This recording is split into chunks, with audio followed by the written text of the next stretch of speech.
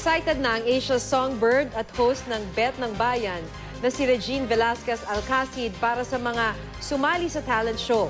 Tulad na lang ng mga Negrense na nag-showdown sa provincial finals. Silipin natin ang kanilang mga performance sa report ni Erwin Nicavera. Bet na bet sa paghataw sa sayawan. Bet din sa pagbirit sa kantahan. Pati na sa kakaibang talento.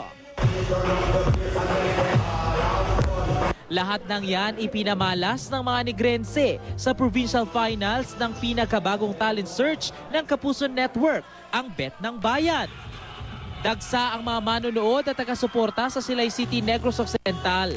Alam mo, nakakatuwa kasi we're going all over the Philippines looking for the newest, freshest, and yung pinaka-unique na talents that our kababayans has to offer. Si Aya Antiporda, isa sa mga bet ng Talisay City. Siyempre, enjoy kita. I'm very lucky enough na nadalag ko sa Bet ng Bayan.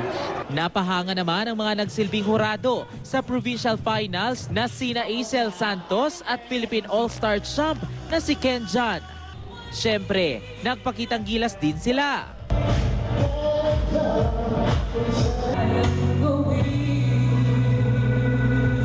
Pati ang Bet ng Bayan host na si Alden Richards.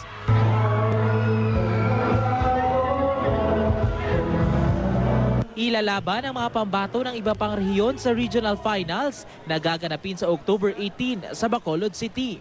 It's very exciting at nakakatuwa pa doon kasi since probinsya, laban sa probinsya, rehiyon, laban sa rehiyon, masusubaybayan mo yung bet mo.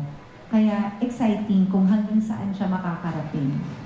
Dinagsa naman ay ikalawang Starstruck audition sa isang mall sa Pampanga.